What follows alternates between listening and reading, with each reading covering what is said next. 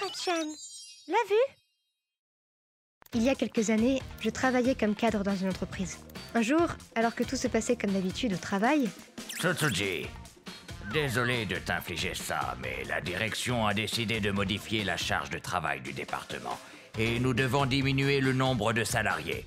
Trouve-moi 2 temps partiels à virer. Quoi? Vu que c'était un ordre direct de mon supérieur, j'ai dû choisir 2 mi-temps à virer. Je peux pas faire ça. Je peux pas choisir les prochains renvoyés. J'ai mal au ventre. Mais bon, pas le choix. Faut bien que quelqu'un le fasse. Alors, voyons voir pour Karine.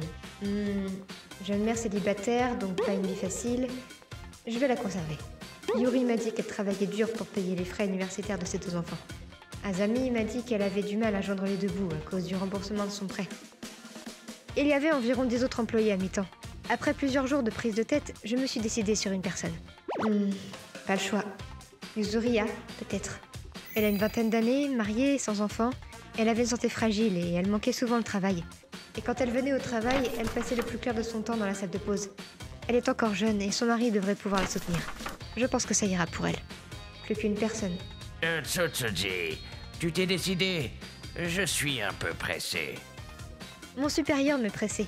Et avant que je me sois décidée sur la dernière personne, j'avais une alopécie de la taille d'une pièce. Tsutsuji, qu'est-ce qui t'arrive? Maman devient chauve. Pour la deuxième personne, ce fut Akane, 30 ans, mariée, sans enfant. Ça me faisait mal de la renvoyer car c'était une employée sur qui on pouvait compter. Mais vu son niveau de qualification, je me disais qu'elle n'aurait aucun mal à retrouver du travail. Yuzuriya, Akane, je suis vraiment désolée. J'espère qu'au moins vous allez trouver un nouvel emploi bientôt. Finalement, le jour de l'annonce de leur licenciement arriva. J'ai convoqué Yuzuriya en premier. Je suis vraiment désolée. Et ensuite... Non, pas de souci. Je ne faisais que prendre des jours de congé. Je me sentais coupable. Je vais en profiter pour me remettre physiquement. Yuzuriya l'a plutôt bien pris. Akane, par contre, c'est pour cette raison que j'ai décidé de te licencier.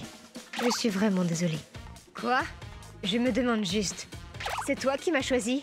Oui. Ok. Elle a quitté la pièce sans un mot, après m'avoir fusillé du regard. Je m'y étais préparée, mais le regard d'Akane ne me disait rien qui vaille. Akane et Yuzuriya ne sont plus revenus travailler. Quelques jours plus tard... Au revoir. Je rentre chez moi, au revoir. Je vais aussi rentrer. Ah, au revoir. Il fait déjà nuit. C'est arrivé alors que j'attendais au passage piéton. Je suis contente que mon mari soit rentré plus tôt aujourd'hui. Hein? Attention! Quelqu'un m'a poussé sur la chaussée, subitement. Est-ce que vous allez bien? Ah, je vais bien. Heureusement, le conducteur de la voiture a pilé et la voiture s'est arrêtée. Je n'ai pas été touchée. Qu'est-ce que vous faites? Hé, appelez la police! Puis, je me suis retournée pour voir qui m'avait poussée. Yuzuriya? Elle a essayé de la tuer. Et pourquoi la police est toujours pas arrivée? C'était peut-être plus sage de laisser la police s'en charger, mais... Excusez-moi, mais je la connais. Ça ira, laissez-la partir. Je me sentais responsable comme j'étais celle qui l'avait renvoyée, ou peut-être que j'étais surprise que ce soit elle, mais je ne pouvais pas la laisser comme ça. J'ai remercié les personnes qui l'avaient attrapée. Ensuite, nous sommes allés dans un café. Et je pense que tu as une raison d'agir comme ça. Tu peux m'en parler si tu le souhaites. Petit à petit, elle a commencé à parler. Elle s'est mariée et a déménagé ici, loin, pour être avec son mari. Elle n'avait aucun ami ni quelqu'un en qui se confier. Sa santé a commencé à se détériorer et son époux n'avait pas l'air de s'en soucier. Il voulait que la maison soit impeccable. C'est pour ça que le boulot était le seul endroit où je me sentais tranquille, même si c'était éprouvant pour mon corps. Hey, si ton mari n'était pas là, ce ne serait pas plus facile pour toi? Je le savais. Yuzuriya, tu es encore jeune. Au lieu de gâcher la meilleure période de ta vie pour un homme que tu n'aimes pas et qui te traite ainsi, tu peux recommencer ailleurs. Tu devrais peut-être retourner chez tes parents pour un moment et réfléchir un peu à tout ça. Et ensuite, je vais réfléchir. Tsutsuji, je suis vraiment désolée pour ce qu'il s'est passé. Ça va, il n'y a rien de grave au final. J'ai dit au revoir à Yuzuriya et je suis rentrée seule chez moi. Je suis rentrée. T'es de retour. T'es en retard ce soir? Maman est rentrée. Oui, désolée. Hé, Tsutsuji! Maman? Tiens bon. C'était peut-être la tension qui retombait, mais je me suis écroulée dès que j'ai franchi la porte de la maison.